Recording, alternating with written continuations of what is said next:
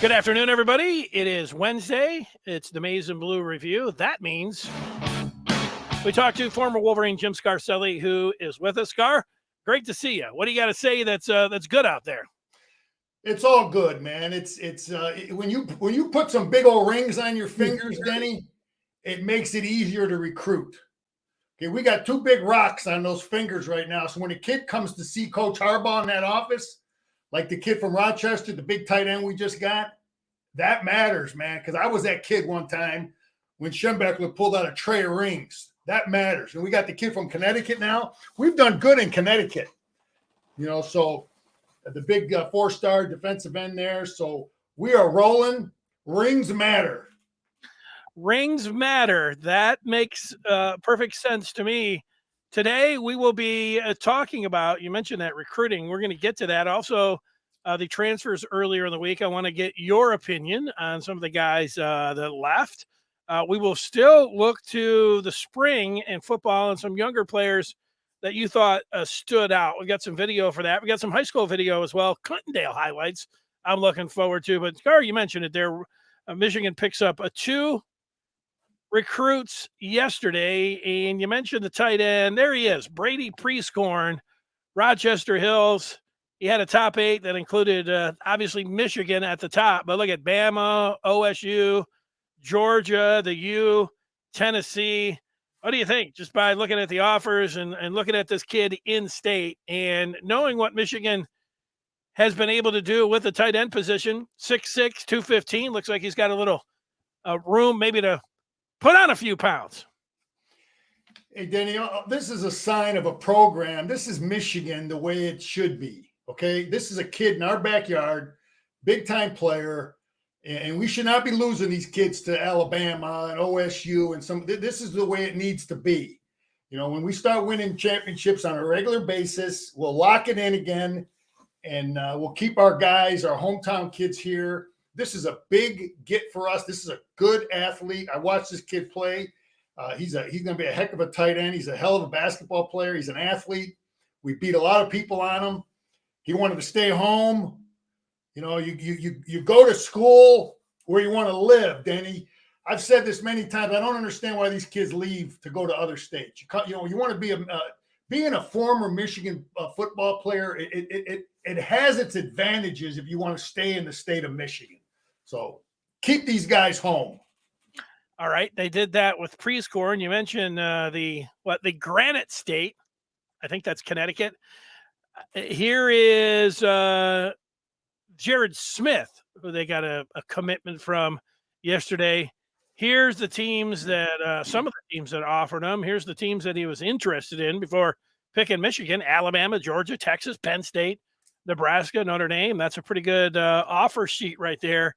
And then the note that he has a twin brother, Jacob, that has U of M in his top 7. Defensive end, 6'3", 257 in high school. That's pretty good size. Michigan looks like they got a good one here. Yeah, that's what you want to do, is we want to get our program to the point where we're beating Alabama. We're beating Georgia, Tech. I mean, that is the top of the line. Texas and Notre Dame. That's where you want to get your program. And this kid, this is a good-looking player. I watched him play. He's a big athletic kid and a tough kid, athletic. You see the size, athleticism. And, you don't want to be beating out Indiana for kids. You want to beat out Alabama for kids, Georgia for kids. And it's just rings matter, man. You've got to believe that our NIL is stepping up, that maybe we don't know, Denny, behind the scenes, guys like us, we don't know, but we've heard things that the NIL is stepping up and making it easier for our guys to recruit. So maybe those things are playing out. Yeah, well, what I can tell you, Scar, is that last year at this time, I said I would be patient with Michigan with NIL and them having a lower ranked class because they had a plan. I didn't think there was any reason to panic, although it was worth noting, that here was Michigan that finally had broke through and won the Big Ten and all this, and it didn't mean this landslide when it came to recruiting. It was both, I think, a little hand-wringing name, image, and likeness, and on the transfer portal. But then Michigan hit the jackpot. Look at the Magnificent Seven that they brought in, and the way that they've been recruiting right now. And in fact, if you look at rivals after the 2 commitments yesterday, Scar, they now, if you are keeping score at home, and you are, Michigan is the number 1 team in rivals team ranking right now in 24. What a difference a year makes. And here they are, they're sitting pretty. Yeah, it might. Then it's a combination of 2 championships in a row. The credibility. I mean, the first year, last year, you win 1. Okay, maybe there's some doubt with some of the big time recruits yet, and now we're getting back to the Michigan that we all want. Some stability, consistently competing for a championship, and we probably have our NIL up and running where we're competing. We're not in that meeting with Coach Harbaugh and those recruits. So some of the things we just don't know. But, we got the great fan base, the great education, competing for championships, NIL, and this is what you get, man. So maybe Jim's plan for NIL and is working out.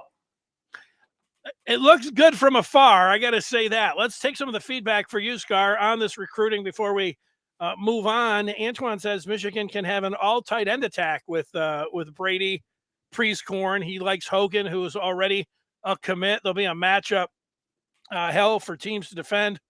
Hopefully, Love stays for 1 more year. Hopefully to defend and stays for 1 more year. There you go. So yeah, the tight ends that they've had, the way that they're using tight ends, you pointed out a number of times that in Harbaugh's career as a coach, he's a tight end coach. It's what we run. We use real tight ends. We don't have imposters in there. We don't have, receivers that are just, spread out and we throw the ball to. Our guys, we ask them to block, and NFL teams want guys that can block. So we are tight end you. You want to be a tight end and play in the NFL, you come play for Michigan, man. We're gonna develop you. We're gonna teach you to block, throw the ball to you. And Antoine's right. We got a good looking crew coming in, and it's what Jim wants. Jim has always wanted big, strong, strapping tight ends that can come down and block, and we're gonna develop them, and that's what we want to be. Tight end you. NIL was effective in bringing a number of players back for this year's run, including Blake Corum. They hit the transfer portal for those 7 players. Right now, they're number 1 in recruiting. Mark wants a 5-star, though. He wants a 5-star defensive lineman, a 5-star wide receiver, next level up. He says, plus, no one knows what these players can really be. And he's got a Moneyball quote. Yeah, well, once you're up there, you want to stay up there, Mark. I think you certainly want to stay in the top 5. I look back to last year's class. I was just talking about them, them finishing whatever it was, 17 or 18. And Mason Graham, he played like a 5-star. I think Kenneth Grant played like a 5-star. I think that the tight end Colston Loveland played like a 5-star. So last year's recruiting class was underrated by the national pundits and the people that do this. It happens, but everything's looking good right now. Yeah, you don't want to make a living having to find, the guy that no one, you want to bring in the big time kids. You don't want to make a living, looking under a rock, finding the diamond in the rough. You'd like to be able to bring in the kids that everybody wants, and like we're doing with the guy like Brady. But you got to be able to do both. You got to be able to reel in the 4s and 5s that everybody wants, and also identify the sleepers. And Jim has had a pretty good eye for those kind of guys. No doubt about it. All right, who else has an eye? The Maize and Blue Review for recruits, both on the hardwood and also the gridiron, and you can know about all of that going on with the fabulous writers and reporters. Join the Maize and Blue Review today. Go to michigan.rivals.com. There you are, Scar, the telestrator, the Scar of the telestrator. And for that means you're ready to show a little video, right? Yeah, we'll take a look here. and get out of this.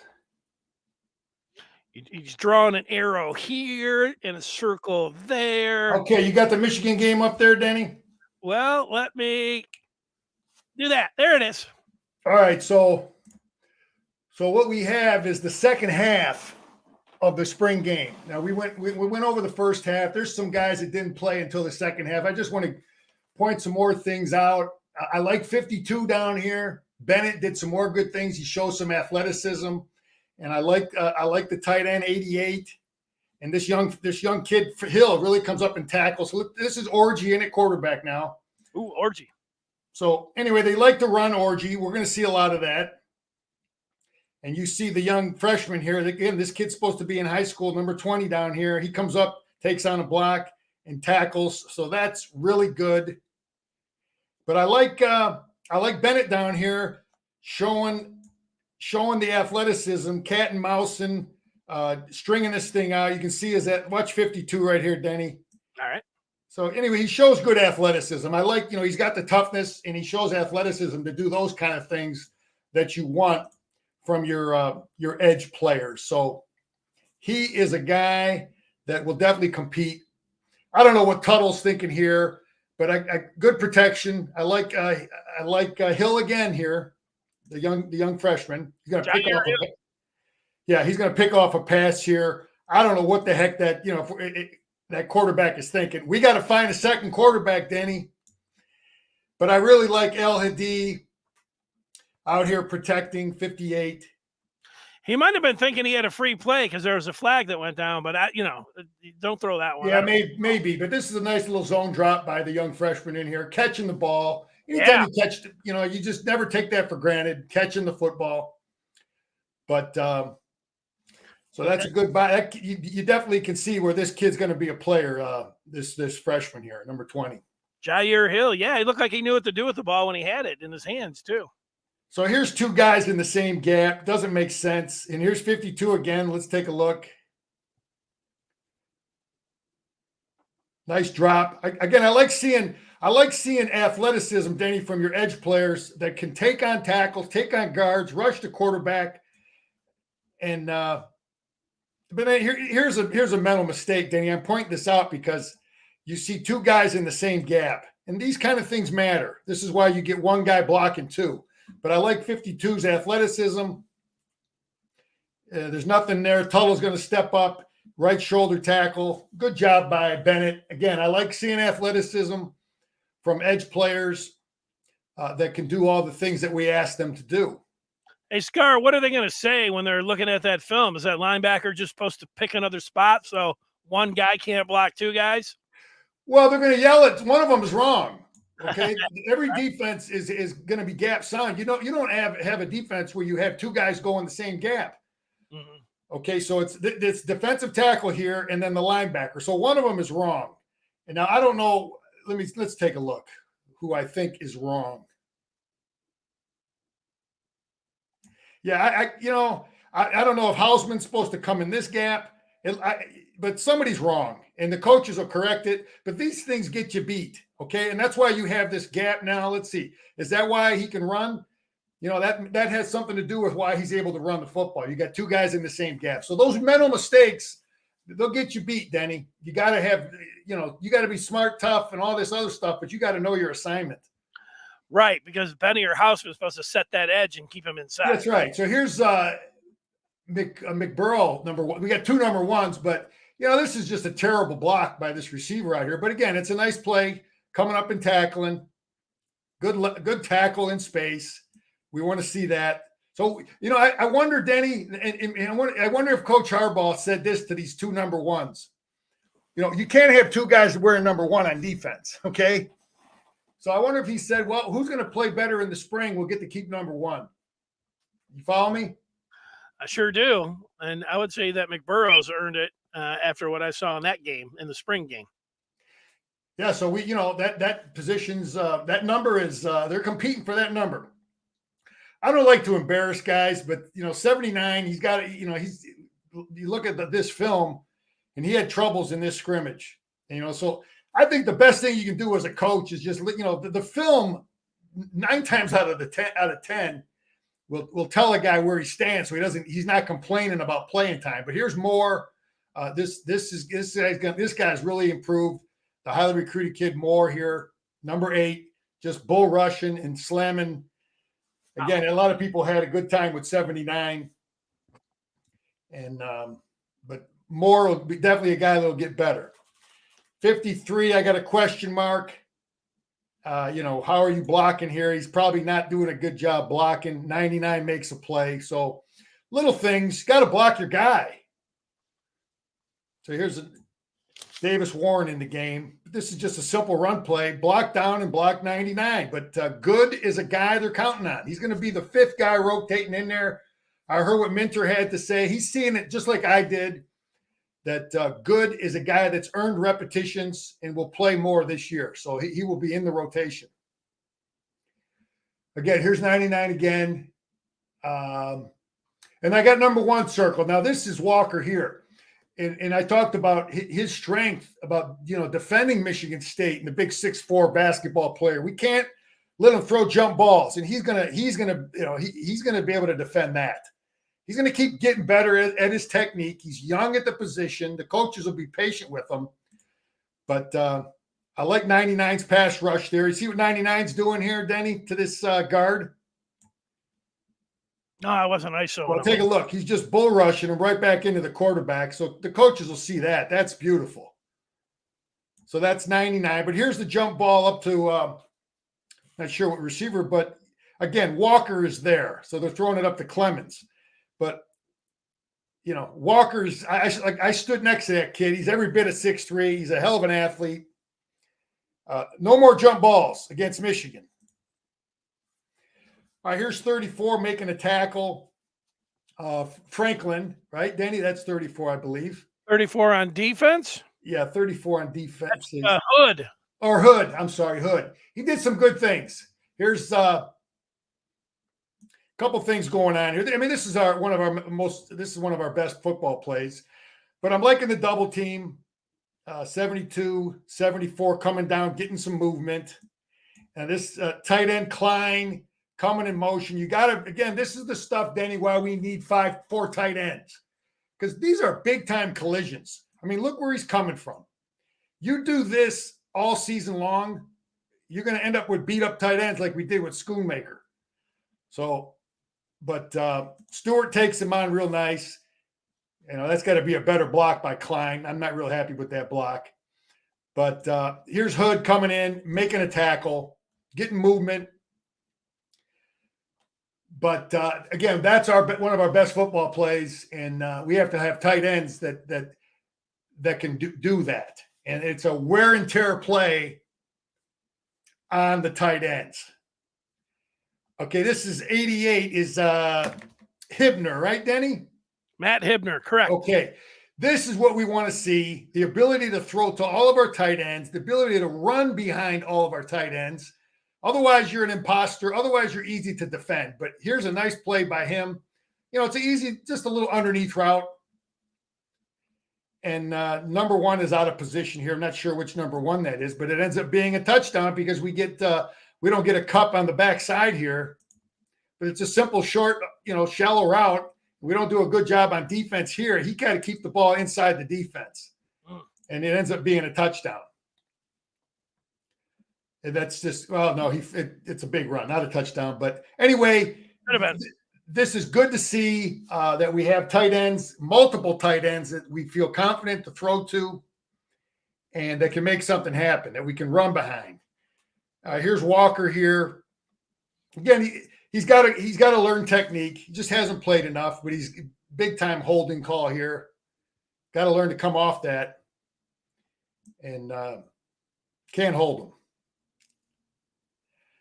But this is the action off of one of our best run plays, and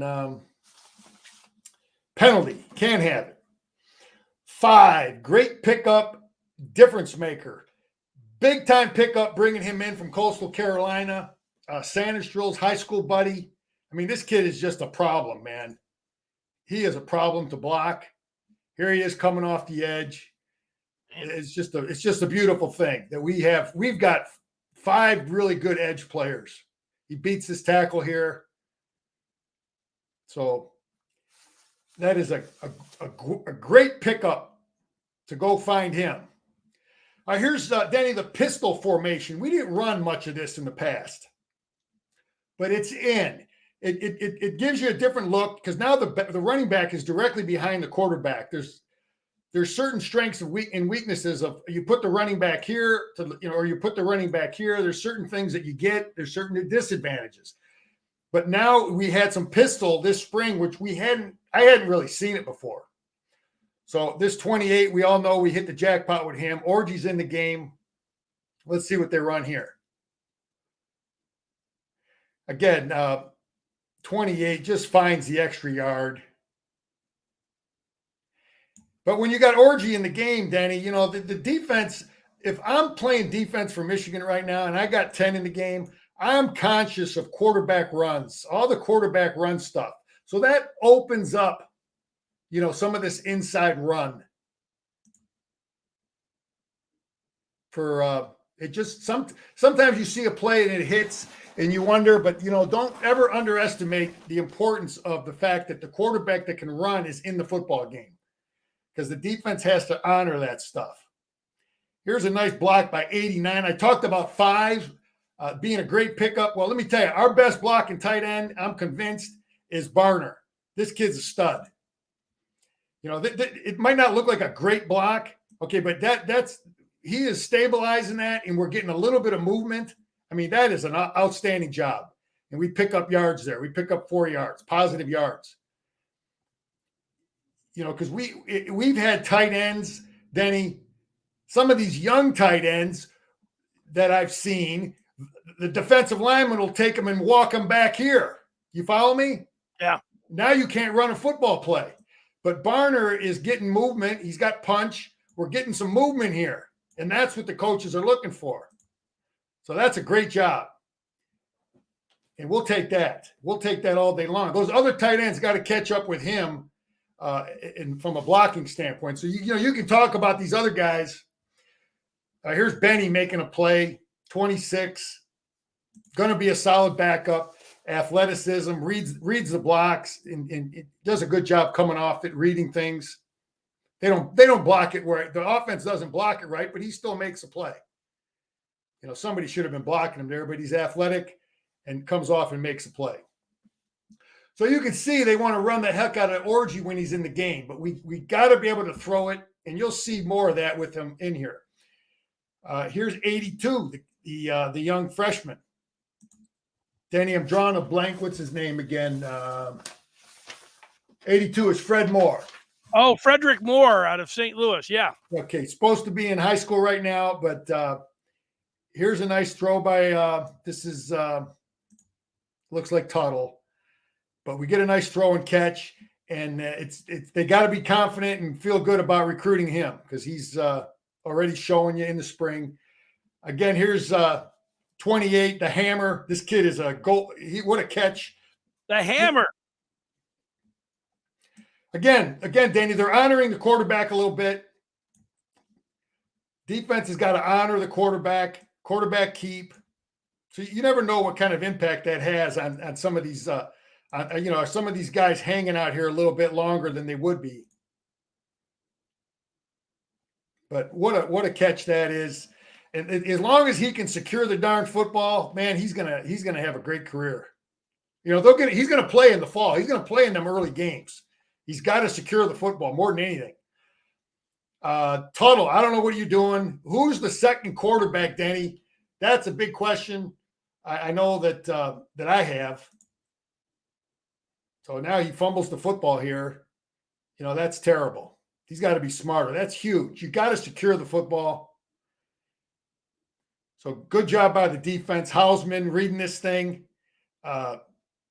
That's a great pickup there. The kid from Nebraska. So Tuttle, you got to play like a fifth-year senior, whatever the heck you are. You got to play smart.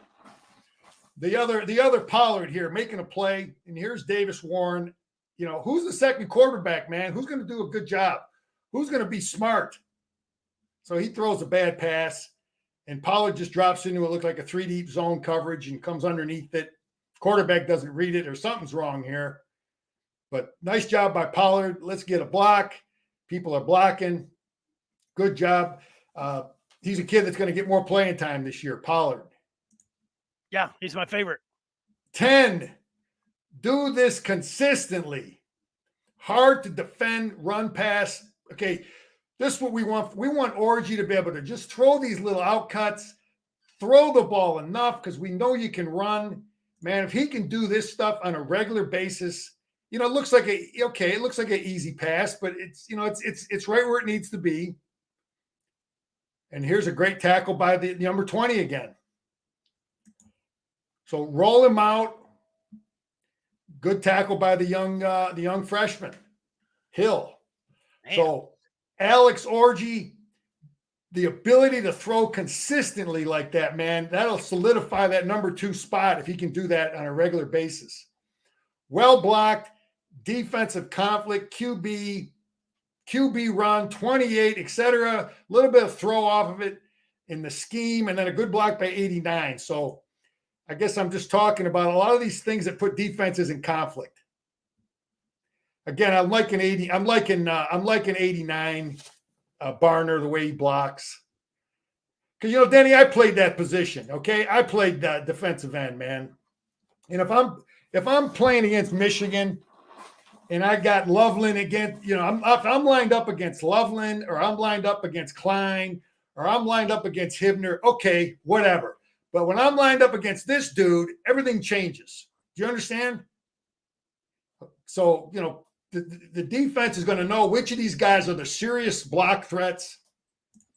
And anyway, it's a great pickup. I like his toughness.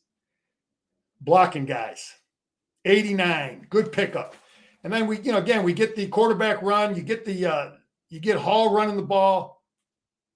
Tougher to defend. A hammer. 58, 79. So we're getting some good pass. Let's see what we're getting here. We're getting movement. 79, getting something done here. Percy. El Hadi is going to be solid. So we're getting some movement here. And Hall is just doing good things. Couple more plays, Denny. We'll get into something else. All right. I want to finish up this third quarter. 56, Geis. Here's a kid I haven't mentioned much. I know Jim talked about him a little bit. He's a kid that's played offense. He played defense. He's a big, tough, athletic kid. And then here's 26, Benny, doing a good job on this play. But, good job by Geis holding that point there, playing looks like a one technique. But,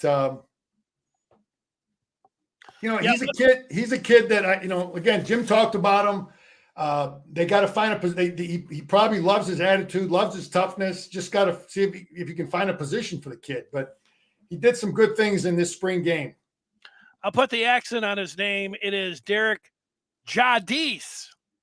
I'm sorry, Denny. Jadis. Okay, we'll try to get that right. It doesn't look like Jadis, but that's what it is. So okay, Jadis. Okay, here we go. Orgy now. You cannot coach athletic ability.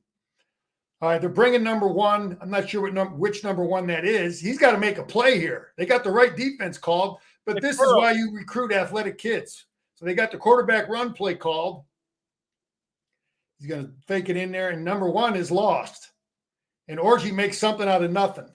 That's a play that should have been a negative play if number 1 is doing what he's supposed to do. Can you see which number 1 that is, Denny? McBurrows. McBurrows. You got to make that play. They bring you off the edge, but that's a hell of a play by Orgy. So if I'm defending Michigan and this kid's in the game, this is the stuff that scares me, but it doesn't scare me if he can't throw. So we got to, he had some good throws in this game enough where he's showing improvement. But the better he can throw the football, man, we can have a serious Orgy package. All right, what do we got here? Good run here. Get QB run going. It opens up again. It opens up for Hall. But this is the true freshman. Again, another kid that's supposed to be in high school, 83. I think his name is Marshall. What's his name?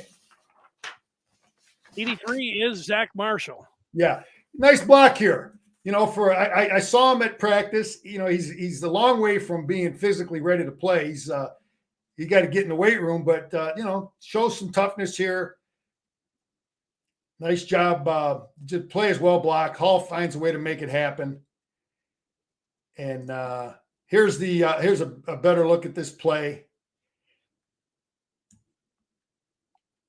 So anyway, you're getting a double and bounce by Marshall. You're getting a good squeeze here by Bennett. This is how he coached that. But you get two guys in the same gap. You're going to see 6 and 4 again. Not sound, not in the right gap. This stuff is coached up. See, two guys in the same gap. That's coaching, and that's just a guy not in the right. Somebody's getting ripped there. Somebody in a film session is getting ripped, and that ends up being a touchdown because there's two guys in the same gap. So, you got to be in the right gap. But that's a good job by Bennett. You see the strike there, Danny? They're going to be happy with the way he punches and takes that block on. That's just how you want to coach that. But you sure as hell don't want two guys in the same gap. Touchdown. So that's all I got on that, Denny. All right. Well, we've got some questions, and just by Mark, I think Mark has been here in previous Wednesdays, but he's looking at the defensive tackles. I'll let Scar answer this one, but I'm going to answer it as well. Kenneth Grant had a great spring game. He looked at times dominant. Scar has talked about Cam Good, and even today, looking at him getting into the backfield, Good had, I would say, a outstanding spring game. We know what Mason Graham can do. I know Rayshon Benny, I would also pick him. He was one of the guys that I identified there. He looks like Chris Jones, the defensive tackle from the Kansas City Chiefs, to me, and he plays like him too, which is most important. What do you think of all those four guys? They all bring something a little different athletically. Graham is a big plugger, and Grant is a bigger, thicker. He's not going to move as quick as Benny, maybe, and Good. But they are all solid. They're going to be solid players that you could put any of those guys in the game, and as a coach, you feel comfortable. They're not going to get knocked off the ball. They're going to give you pass rush. They're going to play the double team. They're going to play this different stuff from what I've seen of all four of those guys. And then you got the best player of that group is Jenkins. And so that gives you 5 good players. So comparing those guys, I can see, based on what I saw last year from Mason Graham, where he's slightly better than those other guys. But there's not a big drop off. And Benny's a kid athletically he probably has more athletic ability than any of those guys that can do some things, maybe from a pass rush standpoint. Here comes a question in from Andres, who says, Coach Scar, a lot of people are still calling for Michigan to change their identity to pass first. Can you talk a little bit about playing to your team's strength, identity, and culture? Hey, Andres, you want to be able to do both. Okay, we want to be good at running the football from multiple formations. We want to come out in a formation and let the defense have to worry about everything.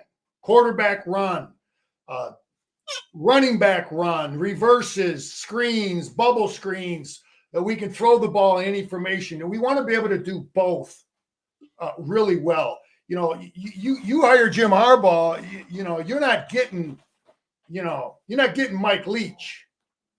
Okay, so both of those systems work, but Jim is a guy that wants to run the ball and be good at it. But the identity of Michigan, what I would want is that when people play Michigan, they're going to shake their head and just say, "Oh hell, these guys run the ball, they throw the ball, the quarterback runs, they secure the ball, they do everything right." I can't overplay the run. I can't overplay the pass. I can't not cover these tight ends. Because you want to be a multiple threat. So I wouldn't change nothing. We are what we are. they got to defend everything about Michigan. Yeah, and I would say, Andres, it's been the theme of the week. Michigan's passing game hit starting in the 12th game last year. Before that, there were some, if we want to call them issues, there was room to grow. And then it hit in the Ohio State game. And then it looked good in the Big Ten title game. And yeah, there were some interceptions in the semifinal, but the deep passing game was there. Here's the news. I think Michigan heads into this year with a quarterback with a year's starts under his belt and who's able to do anything. I think they're going to see a lot more passes down the field connecting in the early going and obviously the non-conference schedule, but in the Big Ten schedule as well. The passing game has arrived and it's ready to go from the start of 23. That's the good news. So, you can tell people that want them to throw first. They'll throw. They'll be throwing this year, and they'll be connected on a lot more. Hey, Danny, you think in football, the defense dictates, what you're going to do on offense. Okay, you just can't force the run game if they're going to overcommit to stopping your run game. If they're going to overcommit, then you're going to make them pay in the pass game. If they're going to overcommit to cover, Freddie or Roman, if they're going to overcommit to stop our pass game, then we're going to run the football. So our coaches will look at the formation. We're going to come out and see how they're defending us, and we're going to call a game based on, putting salt on the wound, man. Where's the weakness? What are you doing? What's your scheme? How you lined up? And we're going to find it. And that's that. And you want to be able to do everything against the defense. Scar, did you listen to Jesse Minner, Michigan's co-defensive coordinator, since the spring game? He did a podcast, and some of the things he was saying, when he mentioned Keyshawn Bennett, I had not mentioned Keyshawn Bennett until you started watching the film, but he mentioned it in his podcast, and I thought, wow, maybe Scar was in there with Coach Minner watching the film with him. But what did you listen to that pod? I listened to him, and I don't want to stroke myself over here, Denny, but he was seeing it exactly the way I did. Great minds think alike. Yeah, he talked about the big four, McGregor and Moore. And I didn't realize that the terminology they used to call their players, but I didn't know they had a big difference in the terminology of this edge players. So they have a strong edge player, and that's McGregor and Moore. And then they have the weak side player is Harrell and Isaiah Stewart. So they differentiate. Same thing when I played. We had a differentiate.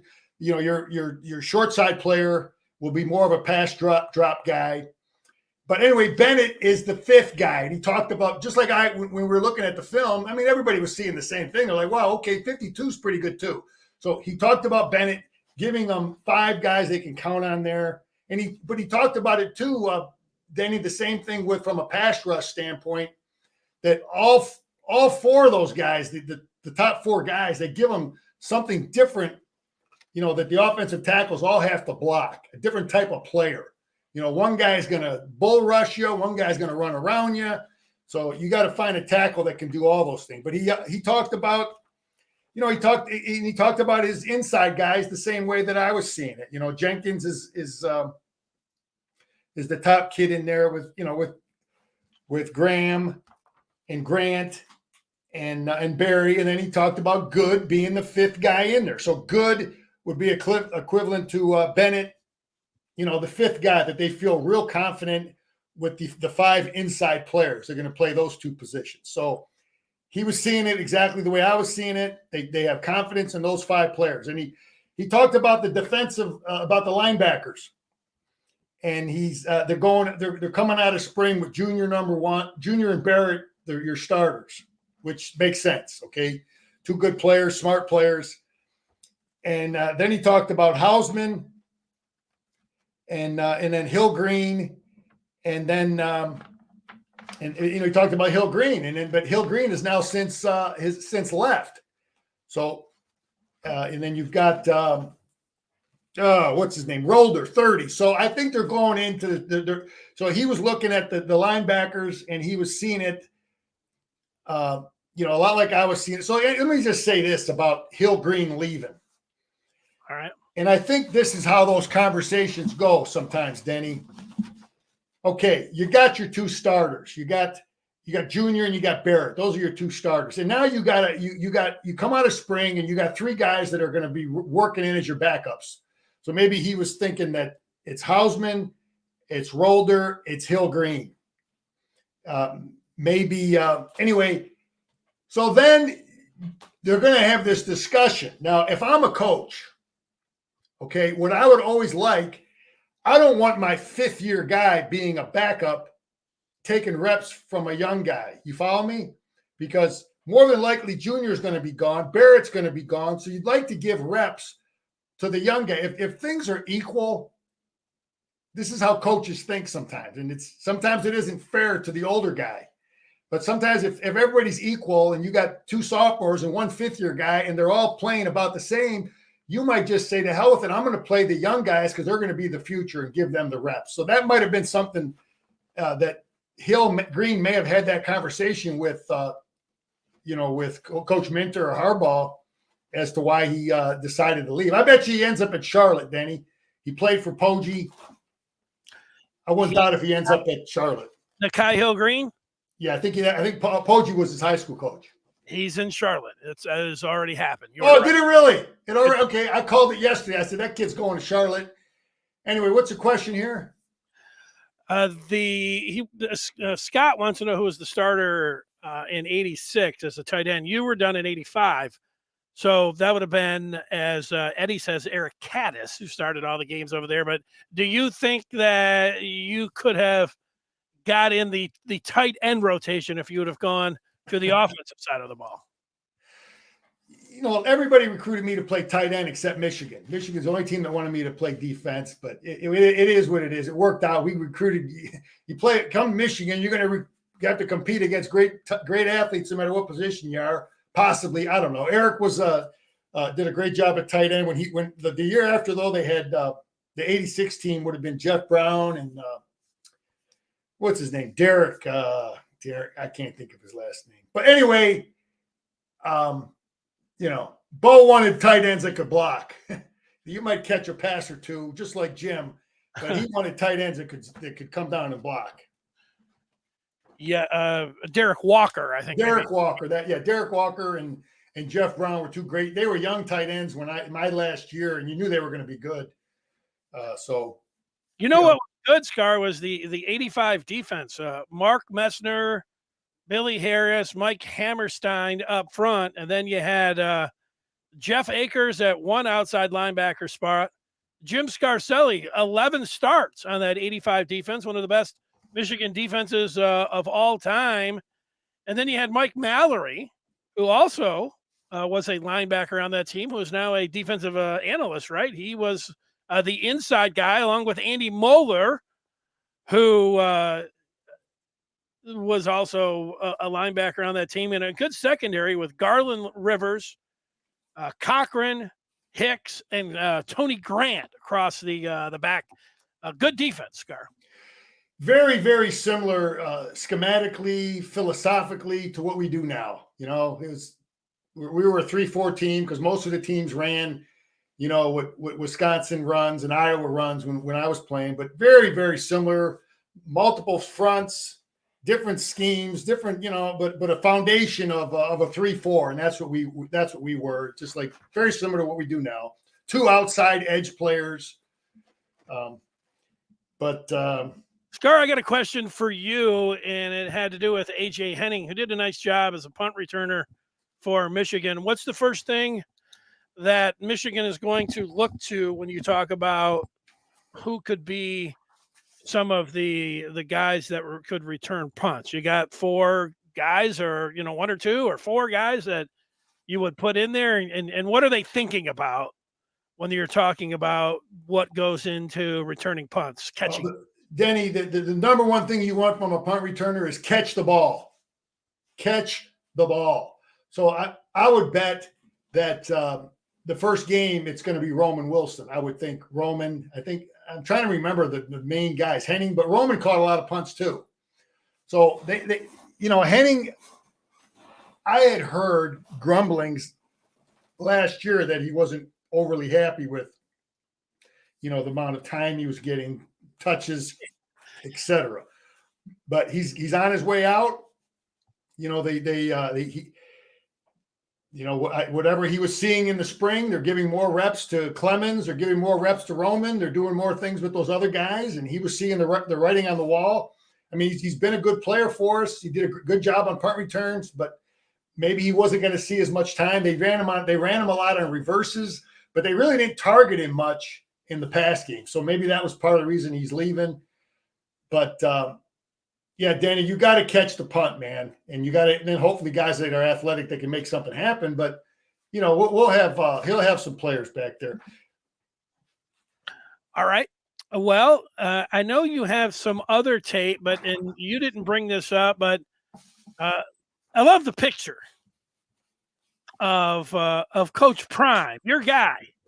That is what did you think of the cowboy hat? Hey, man, I've been to Boulder. I took a recruiting trip there. And, yeah, you got a lot of cowboy boots over there still in Boulder and hats.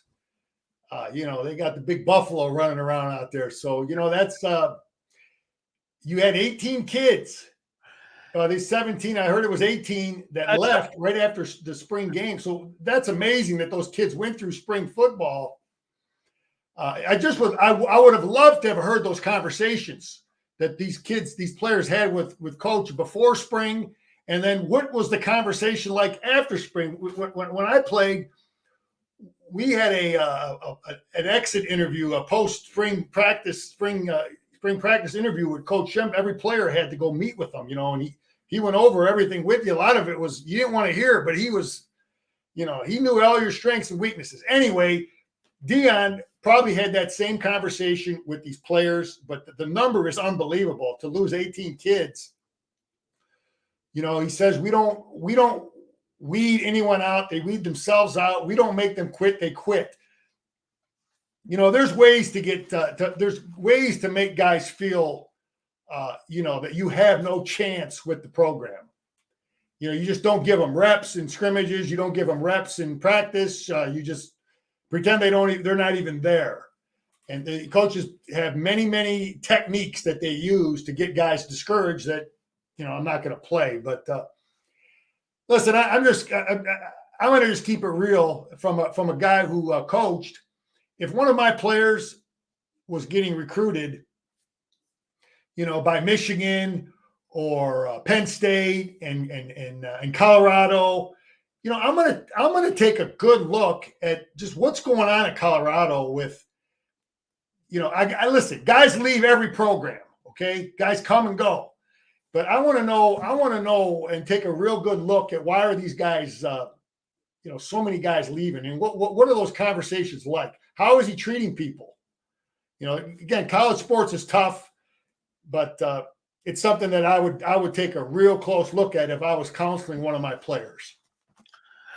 I saw the story today. A total of 41 players have left Colorado since Coach Prime has taken over. So it's going to be a new team. Danny, it's one thing if those kids left, they don't feel comfortable, this, that, or whatever. But you better have another scholarship offer from another school. I'd hate to think that those guys are getting run off and they don't have nothing, no options. You know what I mean? So I would hope. Listen, I played with a lot of guys that they didn't have they didn't play a lot. Maybe they have the kind of career that they would have liked to have had from a football standpoint, but they finished up, they graduated, they got great degrees from Michigan, and, they went on to do good things. So, yeah, I get it, man. I understand, Antoine, it's cleaning house, but it's just a matter of how you go about it. And I don't know the answers of how he's treating those kids. I don't. I just know that I just hope those kids have scholarships at other schools. That's all I'm saying. Yeah, I went to Boulder too, and it was in the summer. And what an amazing city! What amazing scenery! The football team and all that, but they're not into football as much as in the Midwest. So same thing. It reminds me a little bit of going out to California. I think that you go outside and you just stand around thinking, "Wow, man, why would we want to go to a football game when we got the mountains and all this?" And I think they think the same thing in California, but not everybody has that. Oh, Yeah, it was a beautiful, beautiful campus. Hey, Danny, another thing we talked about it is they were talking about changing the rule on first downs like they do in the NFL where the clock runs. Yeah. Okay, so that's happening. So that is a rule that will affect Michigan. I think, listen, I've been a coach where I had not as many players playing a team that had more players, better players, and I wanted to shorten the game. So what you do when you don't have as much talent is you want to shorten the game. Maybe run the ball a little more and maximize every second you can in between plays. You follow me? Yeah. So what this does by running the clock after first downs, you're going to have less plays per game. You might have 6-8 less plays in each half, maybe more. We'll see when the stats come out, but that's maybe 15 less plays. So that's less room for error. So that benefits the inferior talented teams. You got it?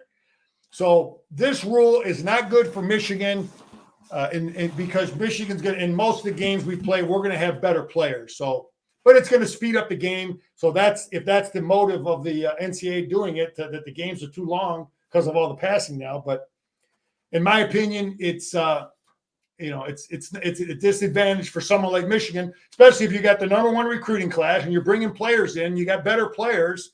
It's not an advantage for you. Yeah, I don't know if it was simulations or guesswork or whatever, but a number of stories indicating 7 fewer plays per game. So when you said 6 to 8, yeah, you were on top of it there. I don't think said 7. They said 7 total or 7 per half. 7 total. Okay, well, we'll see, but still, that matters. So, yeah, it does. I mean, you just got to take care of them a little quicker. That's all. Yeah, that's it. Scar, are we done? Or are we looking at something else? Well, I got some more film. I want to look at. All right. I want to look at a high school kid. I just want people to understand this. That, we hear about the 4- and 5-star kids and we celebrate it, but there's a lot of guys that Michigan's looking at that might not be big 4- and 5-star offers right now. There's a kid here, Shamar Pressley. He's from the school I used to coach at. I know the coaches there. I worked with this kid a little bit. He's a big kid. He hasn't played a ton of football, but he's on the radar. Michigan knows about him. He was up at we'll let this run. Here he is. He's almost 6'7". Okay, 6'6.5". And you can see the athletic ability. He's got all kinds of MAC offers. And here he is coming off a block, using his hands. He has not played a bunch of football, Danny. He has not played a bunch, and he will get much better and continue. Here he is playing receiver. So he's a kid that could be a tight end, possibly. They throw the ball up to him. He makes a catch. But he has all kinds of MAC offers. Coach Harbaugh met him, told him, come to the camp. Here he is using his hands. That's a nice play there. I like that. So Coach Harbaugh told him, you know what? I came to the camp as a guy going into my senior year. You come to the camp too. I came to the camp, Denny, as a junior and senior. Let's see how he does here, blocking a pass. Here he is going out for a pass. But I guess the point of me showing this is that there's guys like him that are not totally on the radar quite right now because he hasn't played a ton of football.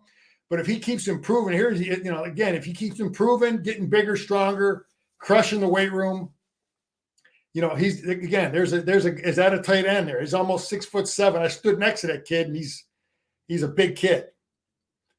So I guess that's why I wanted to show this kid that if he does a great job at camp, gets bigger, stronger, one more play, and we'll shut it down. Nice squeeze and punch coming off making a play. But he's got the toughness. He's got the foundation to be something special. But he's on Michigan's radar. He needs to go to their camp. And in this conversation that Jim had with him, because my buddy Dave Schindler, the great head coach at Clintondale, he brought him up to Michigan, and he met Coach, he met Elston, but that conversation goes on with a lot of guys. there, that are, hey, we want to take a look at your senior year. We want to see what you do. We want to see how much you get them grades straightened out. We want to see how much stronger you get. And so that conversation happens a lot. We want you to come to the camp, run the 40, run some agility drills. Let's talk to you. Let's see how we can coach you, see how you take coaching. That's one of the things that coaches really like about the camp. Denny, you can work with a kid and you can coach him and you see how he responds. You tell him, do this, do that. And, is he a smart kid? Can he figure out what the heck I'm telling him? I remember going to Michigan's camp, and the position coach who ended up being my position coach, he grabbed me and this other guy after the thing was over every day, and he put us through all kinds of drills and all kinds of stuff, to really evaluate us as players, I don't know. But anyway, there's a lot of guys like him, and we'll see how these guys, what kind of senior year they have. Remember a couple of years ago, he was done with the Titans. Mike Martin, I was talking with him at it was the Michigan tailgate, and he was telling somebody about, they were asking him, hey, were you a 5-star? Were you and everything else? He's like, Michigan, they weren't recruiting him. He went to the camp to show him. And he raised everybody's eyebrows there, and he said that he wanted to go there and be the best player at the camp. And I don't know, the rest I think is kind of history. Mike Martin. I met Mike Martin. If you look at Mike Martin, they probably were concerned about his height because he's not the tallest kid. But if you see Mike Martin, the guy's built like the Hulk, man. And he was back then. He was just a stud. And he did a great job at the camp. And that stuff matters, man. What was the young man's name again? Scar? Shamar Pressley. Clintondale. Shamar Pressley, Clintondale. Rising star. He's got I know Bowling Green loves him. You got Scott Loeffler over there, the former Michigan quarterback. You got Steve Morrison running the defense, former Michigan linebacker. And you got my old buddy, teammate Eric Campbell, Soup Campbell. I talked to him the other day about this kid. So he's recruiting them, and they love him. But those guys are trying to build that Bowling Green program. Those former Michigan guys over there that are at Bowling Green. So we're cheering for them. That's great stuff. It was interesting. You next time you talk to Soup, say, "Hey, I'm working with a guy that says you couldn't guard him back when you were a coach at Michigan," and see what Soup has to say, because he would have to change off at the end of games, because it was getting a little tiring for, I think, Coach Campbell to watch me dropping threes on him all game long, and they had to switch and put somebody a little bit taller on me. You ask him that. I got to hear that story. I question it, but we'll see, because Soup's a pretty good athlete. He is very fast, very fast. Great. He was a good athlete. He played receiver. He played safety. He returned punts. The guy did it all, and he's been coaching 35 years, man. He's been all over. He's doing a great job now at Bowling Green. Great guy, fast, in great shape. Just couldn't cover me. That's all. That's nothing. He was competitive though, so give him that. All right, Scar, you did a great job. It's always entertaining. I love going back watching that film. Every time I watch it, you get into the second half, and you start fading away a little bit, even watching the spring game. But there are some other guys that continue to jump out on there. So I enjoyed that. Great job, Denny. Just we got to get a backup quarterback. So if me looking at these guys, if Alex Orji can throw the ball consistently, where he's a good legitimate threat from a pass standpoint, he's our guy, because he's the run threat that the other guys can't give us. So I'm hoping that Alex Orji has a great summer and a great fall camp, and we go into that early preseason, and he's showing that he can throw it and run it, and the defenses have to deal with it. Go Blue! All right, Scar. Thanks for joining us. We'll talk to you Wednesday. All right.